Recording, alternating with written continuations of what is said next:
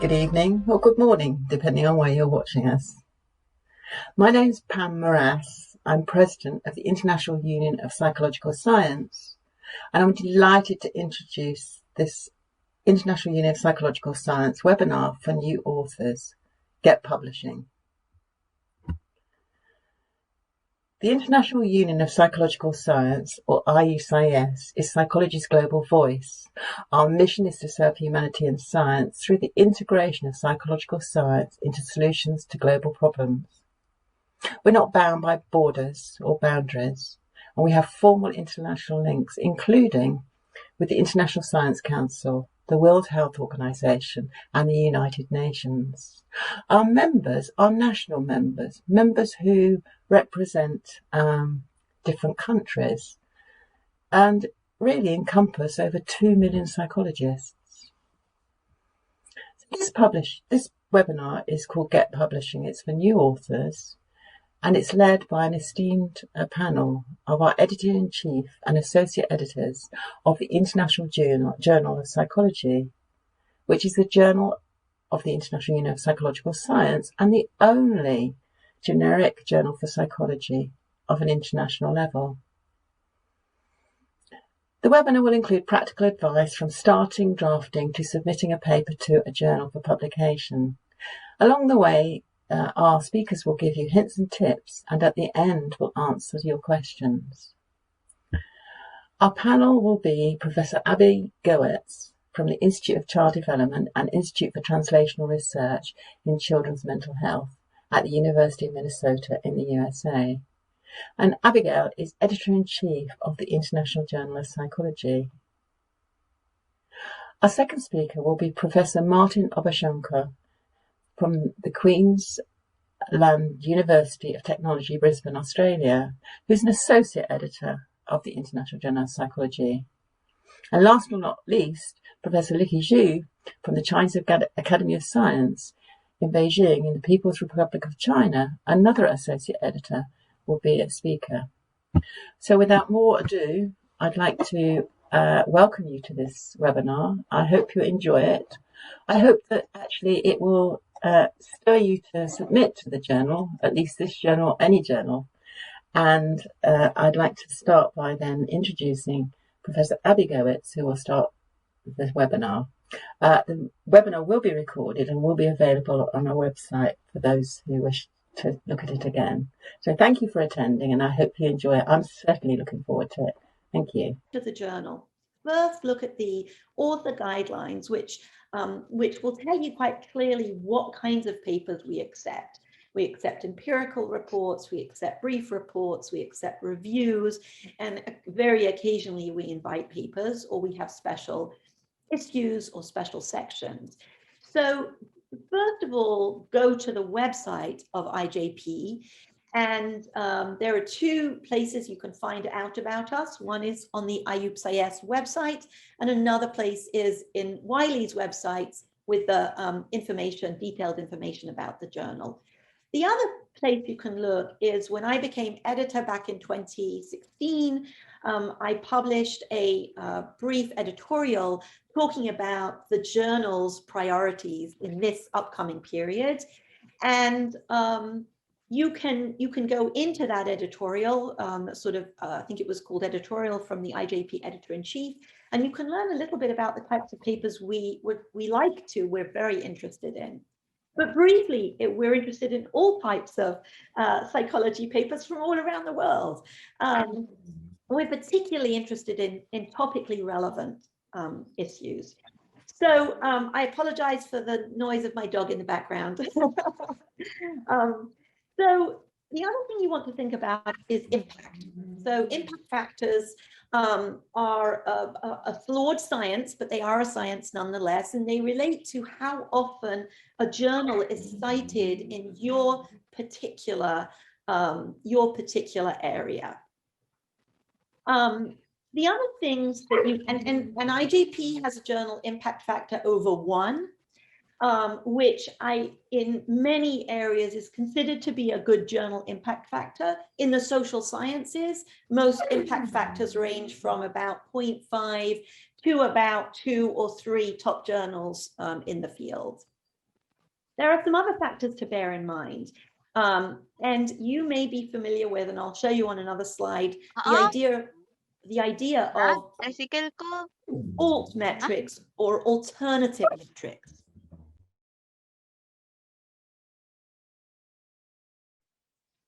Alt metrics give us an index of other kinds of publicity for a journal.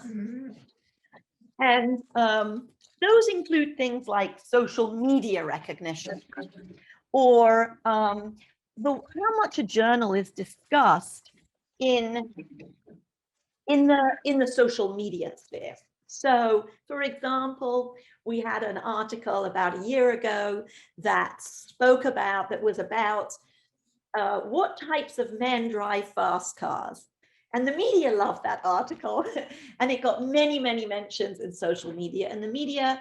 And for authors who are involved in social media, that was sort of that article, that publicity that the article engendered, not by other people writing about it in academic articles, but by other people writing about it in social media, also increased its impact in the academic sphere as well. I've talked a little bit about the scope of IJP, but I want to emphasize in this slide that we really do encourage submissions from all areas of psychology, but we're especially interested in innovative approaches and approaches that are cross-cutting across areas of psychology. And the examples in A, B, and C below are just examples, but when we get a paper in, for example, that includes data from 30 countries around the world, that's very exciting to us. Or cross-cultural approaches to COVID-19, for example. That's very exciting to us because it tells us it will be of interest to our readership across the world. And we are the only journal, we are the only truly cross-disciplinary international psychology journal. So what you want to think about, as I sort of briefly mentioned, is what's your story? Is your story empirical? If it's empirical, is it qualitative or quantitative? I mentioned largely we are a quantitative journal.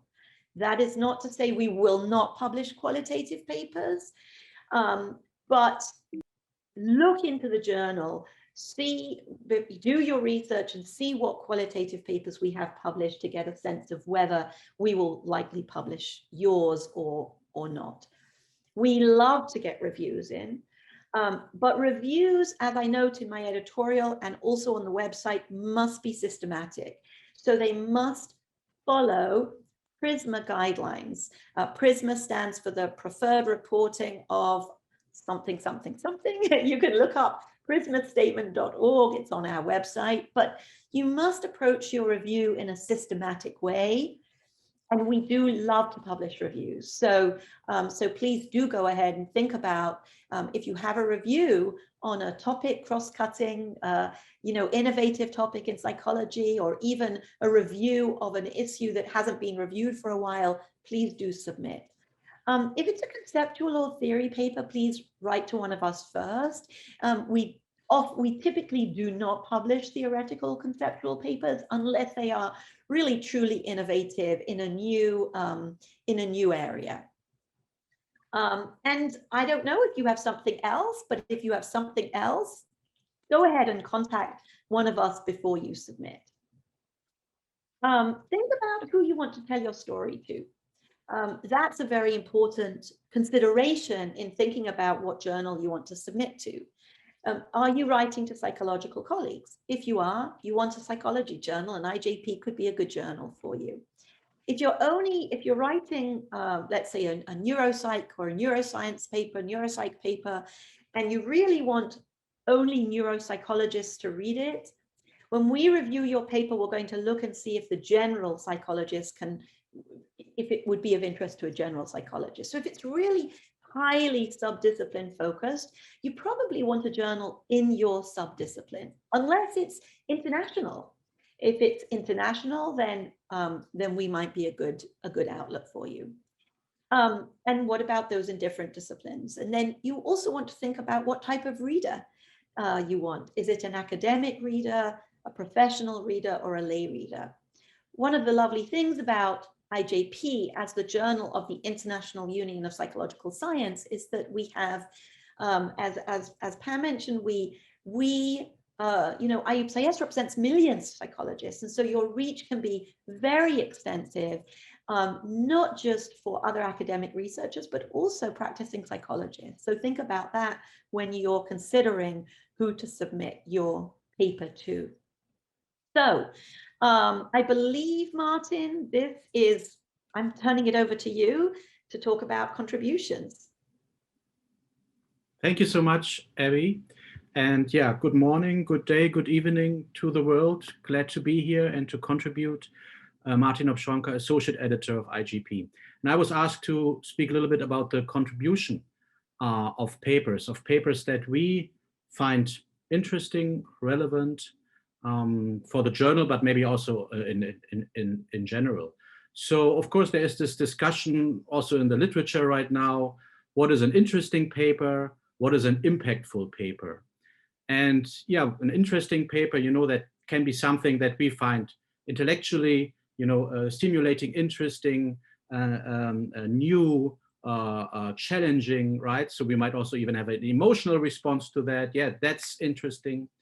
Whereas impactful could mean, yeah, this is really relevant for the real world, and maybe timely, and maybe even on a political level, impactful. So of course, a paper can be only interesting, might be only impactful, or of course, it could be the combination. So just as an example, maybe you study humor in a certain population, and you submit that, and yeah, that could be interesting, of course.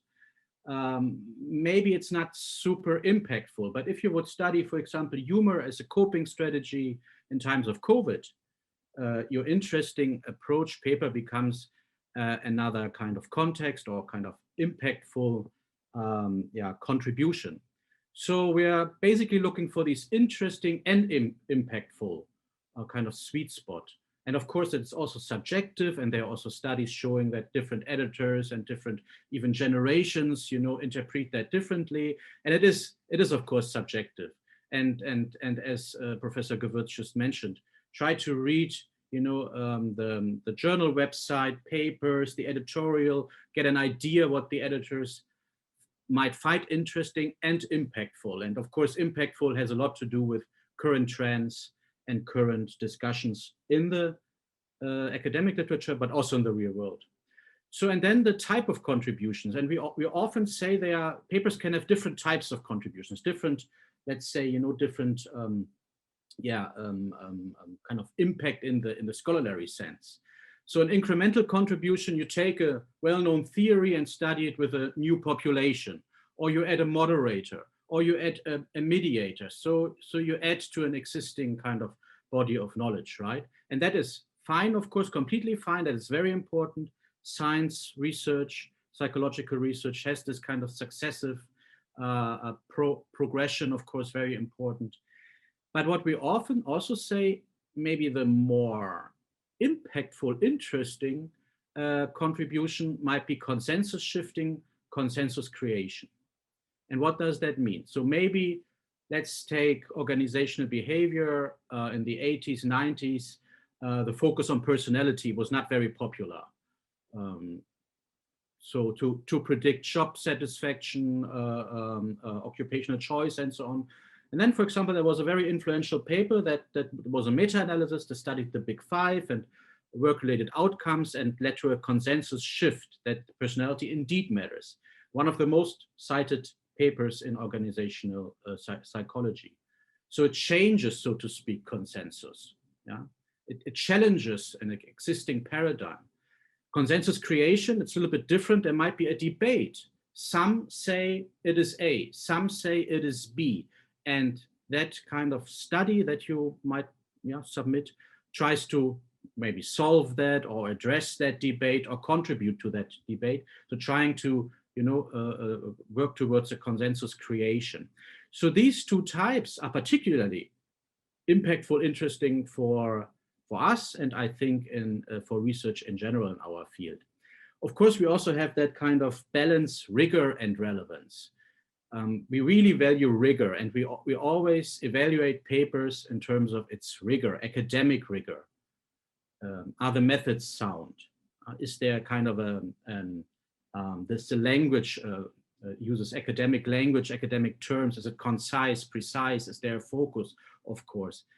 But then also the relevance, and that's again the impact. And Professor Gewürz just mentioned the media relevance, for example.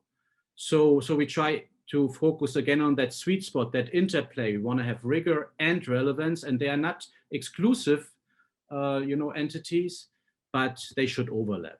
So we want to have both.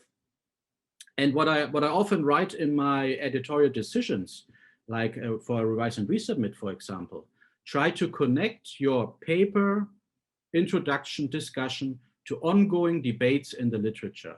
Research is often, that you position your piece, your paper in a bigger literature and bigger debates, and you want to connect to often different debates. And that's kind of challenging, of course, because we are always often focused on our project, and then to link that to ongoing discussions. So you can, for example, check IGP. What are the discussions there, and how can you contribute there? Or related outlets. Go to conferences, speak to other colleagues, right? So it's really important to connect your paper, your study to one or different ongoing debates in the literature. This helps for your impact, for your outreach, and also that you generate new research interest. Can I have the next slide, please? I can't change it. Okay, so writing the article here, we have a few kind of guidelines, and these are general guidelines. I think they apply to many different types of articles and journals and fields. We often refer to this funnel analogy. So try to start very broad with a broad statement, opening statement, and then become more narrow towards your actual research question, hypothesis, methods, results, and then the discussion, again, you get broader and discuss the bigger picture. So as a standard kind of model. Try to be persuasive and try to tell more or less a simple story. Again, we are a general journal, so it's very important not to be too complicated and kind of to hide, different components of your message, so to speak, but to be very clear about it. A clear line of reasoning, so that we have kind of a, kind of a story throughout the paper. That's very important. And the reader should be able to know your hypothesis, research questions before she gets there. Don't start too many, discussions and topics. Try to be focused, concise, precise. That's very important for our journal. Of course, ethics is an important factor.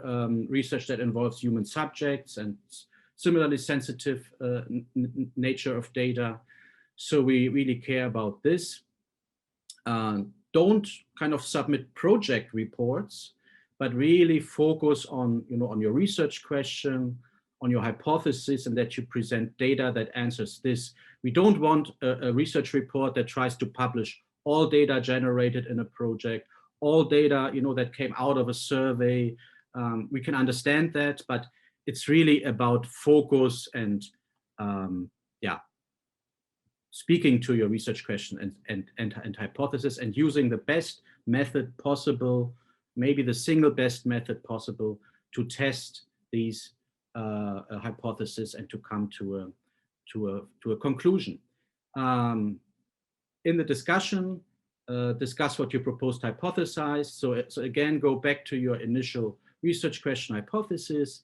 The limitation section is very important for us. Every study, you can say, has limitations, and it's important that an author, takes a step back and kind of as a neutral researcher can also criticize his or her own study. That's important for the reader to interpret the results, but also to stimulate new research, to guide new research, of course. So that's very important that you invest in this kind of limitation section. Again, connect that to maybe ongoing debates and related literatures. Be concise. We don't want too wordy, of course, documents. Kind of a sober, neutral language. Not too many descriptions. In psychology as an empirical science, we want to be really, technical, but not too wordy and focused. What is another great tip, of course, is friendly reviews. Many colleagues are open to that idea that they review your work and give you a friendly review, give you feedback. Again, it could help you to link your work to debates, to others' thinking, to others' idea, to have that social moment that is very important in our field and for a journal that disseminates and communicates research. Of course, we publish in English, and if English isn't your first language, an English language editor might be of help here, and we often see that this increases the quality of the paper submissions. Yeah, so Professor Gewürz already mentioned, so impact, relevance, outreach. So maybe you've heard of that Altmetric website that kind of tracks the impact of published papers. So you can see here, as you can see, mentions on social media, Wikipedia, blogs worldwide, and then a paper gets a certain score, and that might, like a badge or a score is attached to that kind of online paper. People use it in their CVs. So again, I think that goes back to what is an interesting and relevant study, and I'm sure when both comes together, we see also this kind of media attention and this kind of impact kind of evidence. So very useful, and we also use that in the journal, and we also look at that.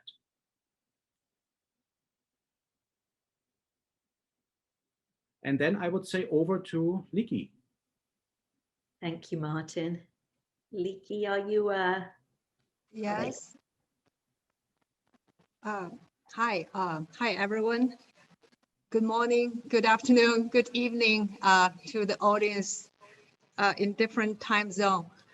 Yeah, I'm going to say something about the submission process. In fact, this is, let me see if I can I share my screen? Can you see, do I have the right slide up for you, Liki? Do you want me to stop sharing and you start sharing? Okay. I have your slides here. Oh, see. Okay, so can you share my slides? Yeah, can you see it? The new one, the updated new one. Yeah, this is the updated new one, I believe. Okay. Okay. You want to start here? Okay, I will start here. Okay. Okay. You will see this is the peer review process by Wiley. There are many journals we share similar review process. So it's like firstly you submit your article and then it's assessed by editor, and then they judge whether to send it to reviewer or it has a desk reject. And then if it's sent to reviewers, it will be, sorry, there's some technical thing.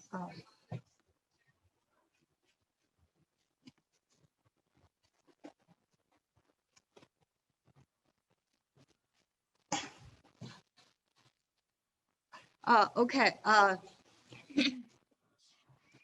So this figure shows similar, it's very similar to all the journals, but I'll give some details about the review process. Can I go to the next page? Yes, here. Okay, so this is, in fact, when you submit a paper, and usually it goes to several steps. Firstly, of course, you submit the paper by our online system. And then, in fact, the editorial office firstly will assess your paper to make sure that it includes the required sections, such as cover letter. And do remember to include all the sections that is required, because I think all the authors, when you submit your paper, you wish to get it published as soon as possible. So, but if you miss something and we have to, after several days or even a week, and then we have to send it back to you, and then you have to add something, and then you return, and this prolong the whole process. So from this perspective, you'd better give everything that's required in the very beginning. And also the editorial office will have a plagiarism check. So after you have passed this check, and then your manuscript will be assessed by the editor-in-chief, which is Abby. And Abby will judge whether your manuscript is appropriate for the journal, or generally are the methods you use to sound, or as Martin talked about, the contribution, whether the contribution is significant or novel, or if it is a replication, is it a solid replication? And it also, RB will also will also examine whether the writing is clear or understandable, or whether the format is correct. So in this case, more than 50 of the papers are desk rejected. That means these kind of manuscripts, they have no chance to be reviewed by reviewers. So in this case, that means you better submit a high quality paper so it can pass the desk reject step and go to the next step. So if, I don't know, okay. If you pass the first 3 steps, and then the editor-in-chief will assign your manuscript to an associate editor. So in that case, the editor will decide whether to send your paper to reviewers, because at this stage, AE can still reject your paper without sending to reviewers, according to their own expertise. And then if they think the topic is interesting and the manuscript and the paper is generally significant, there might be some significant contribution in the paper, and then the AE will request reviews from your peers in your field. And at this step, the authors can, in fact, you can recommend reviewers to us. So please be noted that this could be a way that can fasten the process, because sometimes when we try to send your paper to reviewers, if you are lucky enough, maybe if we send to 4 people or 4 reviewers and 2 accept it, and then this is a kind of fluent process. But there are some cases that we send reviewers to, sometimes even 20 reviewers, and they rejected to refuse to review the paper. So in this case, that means if you give us some recommendations, maybe we'll take your advice and send them to the reviewers that you know, because you are the expert in your field. So typically, IGP, we need 2 reviewers to review the paper, but sometimes you may get 3 or 4 review comments. That's because in order to fasten the process, we may send to your paper to, or we may invite reviewers, we may invite 4 reviewers in the meantime. Usually 2 of them accept, but sometimes even 3 or 4 reviewers accept. So in that case, you may get more than 2 reviewers.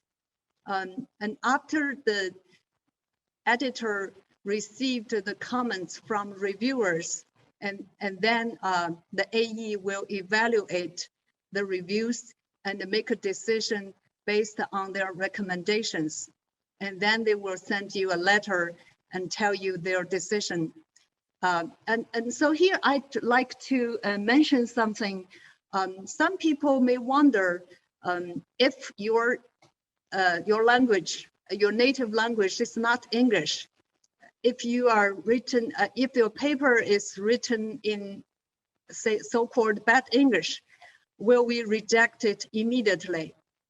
Usually in this case, we would recommend you to polish your English. You can invite some professional researchers to help you, and so that to make your paper more clear. But this is not the reason that we'll reject your paper. We will give you opportunity to revise and to edit and then to resubmit. Because we understand we are an international journal, and many of the authors may not be English speakers. And even, as you know, even the AE, that's me, I'm not a native English speaker, and my English may not be so good. So in that case, we give you a chance. This won't be a problem, but you better edit the English just to make the expression more clear. And I would like to say some tips. You know, papers are almost never accepted as it is. So most commonly, you will get a feedback to revise and resubmit. And sometimes the revision is a major revision, and sometimes it can be a minor revision, or it can be rejected. And then you can decide whether you choose to revise. But mostly, I mean, almost 100% of our authors, in this case, they choose to revise. But when you revise and you try to, you need to respond to the reviewer's concerns, and also write a response letter and tell us how you improved the manuscript and how you revise according to the reviewer's comments. But you may ask here, should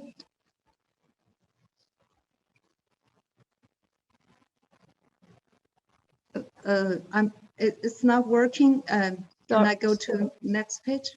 Sorry, there you go. Still, it's not working. Okay. Okay. We know that peer review is a very valuable process, and it's both for authors and for editors. Of course, as I said, editors, they make their recommendations. The reviewers give them basis for them to make their final decision. So of course they are very valuable for the editors. But of course we all know that it's rewarding for the authors. But sometimes you will find it frustrating because you may need to revise and resubmit and revise and resubmit. There can be several rounds. And sometimes you may even think reviewers may understood your work. So in this case, I would like to suggest that you maintain a positive attitude to respond politely. For example, you may have sentences like, I give you some examples here. You may have sentences like, several statements that we made were more ambiguous than intended, and we have adjusted the text to be clearer. You don't say, oh, you misunderstood me, I don't need to change, but you want to be polite. And you can say, we did not intend to indicate blah, blah, and we have therefore altered the text to specify that whatever. So in this case, you are trying to make the reviewers understand you.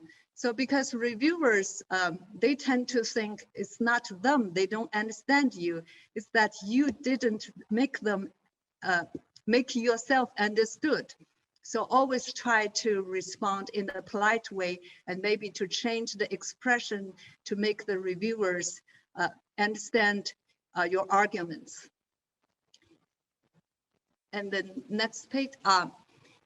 So here's a question that people, the authors always ask. They may ask whether they should, they try to please the reviewers, whether they should always follow the comments. I would say, no, you don't have to follow all comments, but you must respond. You can either revise according to the comments or give reasons why you not revise. And here are two examples. I'm giving two examples here. Next page, please. Okay, so we know typically when we are running several trials of tasks, we usually counterbalance them. But in some cases, you don't counterbalance. And the reviewer may ask, why not counterbalance? And then in this case, you may say, first, this would have made it less useful if we want to make a positive check or something. Or you can say, counterbalancing would have introduced additional error in your case. So after reflecting on this consideration, we decided that a fixed order would be preferable. So with this response, I think the reviewer would think this is acceptable. And next page. And the other example is a reviewer is asking the author to provide a discussion on some traditional coding scheme because this paper used a different scheme. And you can say, I hesitate to do so. You don't have to always follow. And you can say, I hesitate to do so because we believe the current system is designed to answer a different question than the traditional approach. So you can say the classical work was aimed to do what? And in contrast, we were more broadly interested in blah, blah, blah. And you can also say the next page. Next page. And sorry, there's just a delay. Okay. You can say similar types of the scheme has been employed in previous studies, and you have your citation here. And you can even say, oh, our methodology is just our novel aspect of our study. And our research group has found it to be particularly useful across a wide range of domains. So I'm giving you examples that you do not have to follow every comments by the reviewers. You can argue and tell them there's a reason that you write in that way and give the reason not to revise. Next. So I think I'm running out of time, but I'm saying that IGP strives to provide authors with timely, high quality reviews.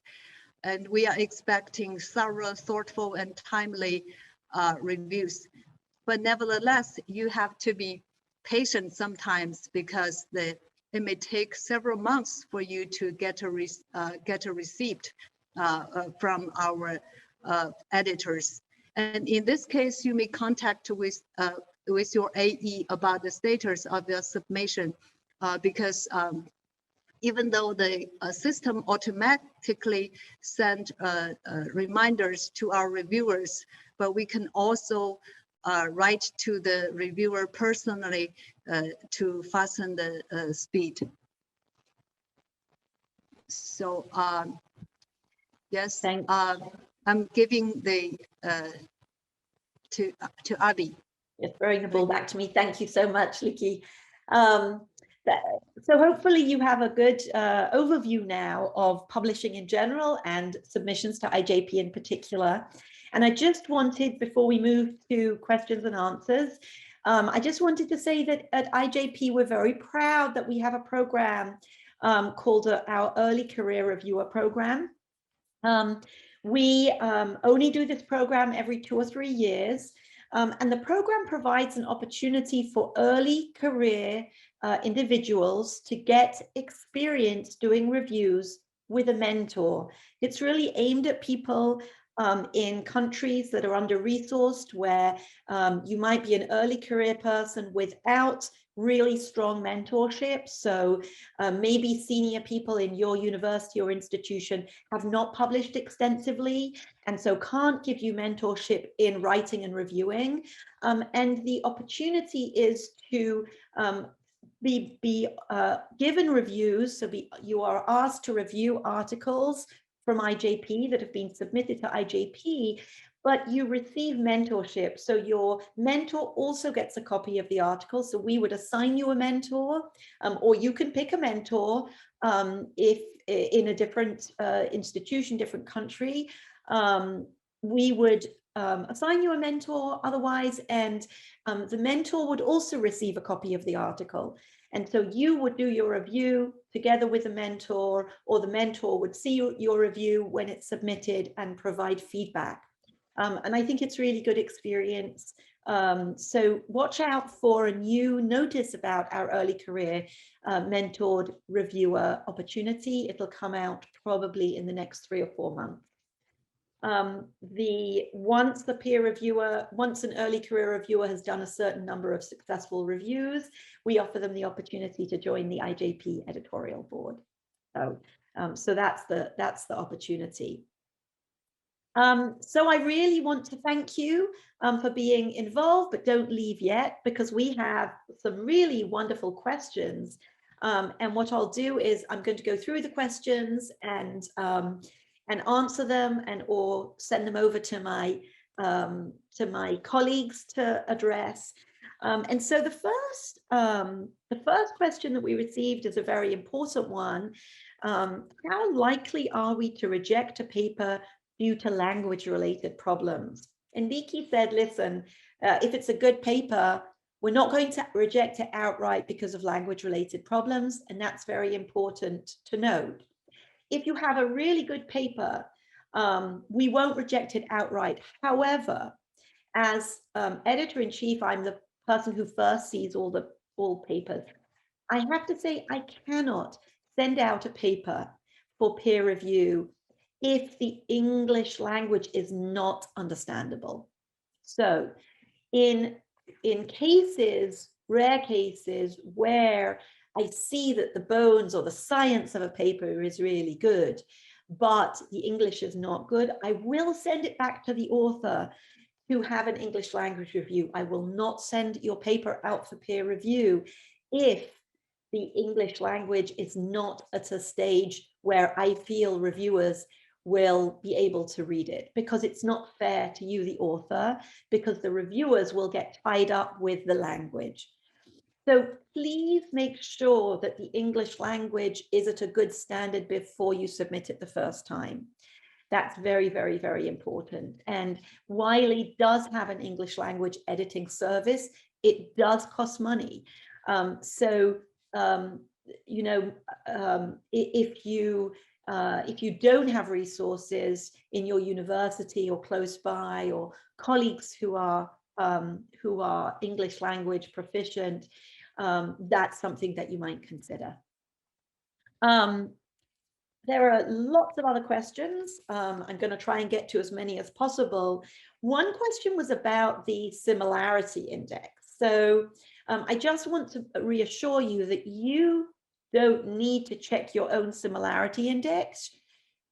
We do that automatically. However, you do need to make sure that the language in your paper is not taken from other papers, whether or not they are your own. So if you've written 3 papers in the last 2 years, do not simply copy the methods. Even if the methods are similar, don't simply copy the methods. You must rewrite your language, because what will happen is, if the similarity index is 40% or more, and when I take out the references, the similarity index is still at 30%, that means that nearly a third of your paper has already been published elsewhere, whether it's in your own other papers or others' papers. And I sometimes, rarely, have had exchanges with authors who say, well, it's not plagiarism if it's my own work. And my response is, yes, there is such a thing as self-plagiarism. But even, let's not even get into that. Let's just say, for us to publish your paper, it has to be a unique contribution. And if a third of your paper is already written somewhere else, we do not consider that a unique contribution. So please, you can sort of head that off before you submit it. Which gets to the next question, which was about desk rejection. So the question was, can one correct the problems that lead to a desk rejection and resubmit? And the answer is no. Unfortunately, we get so many papers. We're going to get more than 800 papers this year, at least the way it's going. And so if I have to desk reject your paper, or if an associate editor has to desk reject your paper, you do not have the chance to resubmit, which is why it's really important that you address all these issues the first time around before you submit the paper. Okay, one question was from Martin, do you, not our Martin, do you accept output from graduate students directly, or do you coordinate with the Institutional Research and Development Office of the university? We will accept papers from anyone.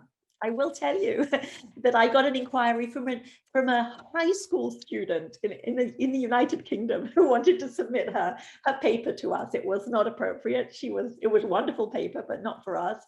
But anybody can submit. Just make sure that you know what kind of papers we will accept, that you are very familiar with the format, that your science is rigorous. That's the basis on which we will evaluate your paper. Then there are some questions about cover letters. So in your cover letter, again, there are guidelines. There should be guidelines for this online. The most important thing for you to do is just to reassure us that you have not submitted your article anywhere else, because we cannot evaluate an article that's also under consideration in a different journal. You can only send it to one journal at a time.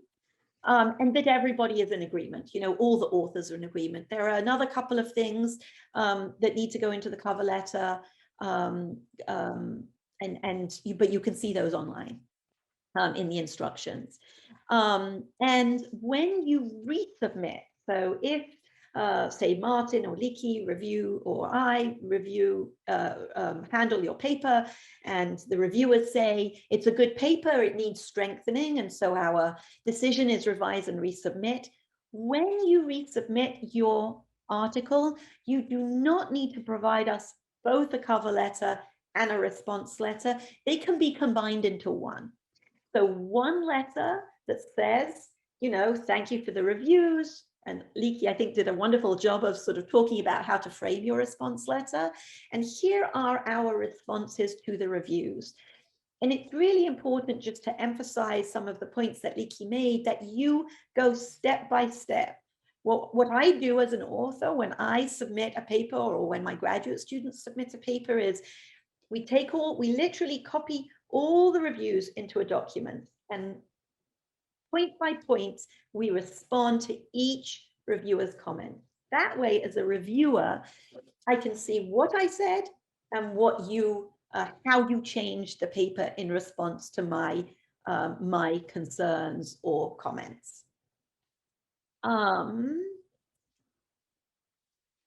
I believe we have a couple more minutes. I want to make sure that Martin and Liki have, I believe we just have a couple more questions, so I'll quickly address those, and then I'm going to turn it over, see if anyone has any last comments, and then I'm going to turn it over to Pam. The Early Career Reviewer Program will allow graduate students, but you will be a stronger applicant if you're postdoctoral. So if you're a graduate student who already has maybe published, or you already have some experience, but you're really lacking, you can make a good argument for why you need a mentored experience, please apply. In this last round, we did, I believe, I believe all our early career reviewers were postdoctoral. But it's not, we will accept graduate student applications, and maybe this time we will take a graduate student. Melvin's question is, if the phenomena is still relevant and timely, but the data set was collected for about 4 years already, will that be effective for the paper to be rejected? Absolutely not. If your question is important and relevant, then it doesn't matter if your data set was collected 10 years ago, for example. Do we recommend, Pamela, thank you for this question. Do we recommend or require that researchers file their studies with ORCID prior to publishing? We don't require anything, but we are very supportive, and we would like to encourage any open science practices. So we like to encourage that your data set be available through an open science data set. We're very, absolutely please be included in ORCID. And yes, please do use the most updated APA style guidelines. And I think 7th is it. And then the last question is the length of time to assign an AE. It really depends on how overwhelmed I am. But I try and assign an AE as soon as possible, within 2 to 4 weeks of receiving a paper. Remember, even before it comes to me, your paper has to be processed by our managing editor, Sandy. She might send it back to you if there are some concerns like conflict of interest or things like that. And then you send it back, and then she sends it to me. So I would give it a month before you say, has my paper been assigned? We try to be as efficient as possible. Sometimes it's within less time than that. The other issue is when it gets sent out to reviewers. If, as Leaky said, sometimes we go through 20 reviewers, so just be patient with us. But we do try and get first decisions back to you within 2 to 3 months. Martin, Leaky, any last minute questions before I hand it back to Pam? Last minute comments? Maybe just about the revision process. So just a good advice for authors to plan in enough time and resources, energy. The revision, when you get a major revision decision, that is quite a challenge, and we actually want to see also a major revision, and not just big changes in the paper, but also a detailed response letter, as Professor Gewürz just mentioned. So just to plan that in, to manage your time as well. We teach, we work on other projects. So it's often a bigger project, maybe even a second paper, so to speak. So just as an advice. Thank you, Martin. Pam, back to you. Well, thank you very much. I'm really it's been very interesting, and thank you very much to Abby, Martin and Leaky for your contribution. It's been great. Well, there was one question about the website on which this will be the recording will be shown, and that's on the screen now, which is the IUPsyS website. So thank you very much. Again, I don't know what to say. Any questions that haven't been answered, we will look at, and we will answer them afterwards. So without more ado, thank you also to the audience, because it's been quite an international audience as well as an international panel of speakers. So thank you very much, and enjoy the rest of your day, evening, morning, or whatever time zone you're in. So thank you very much for joining us. Thank you. Bye-bye.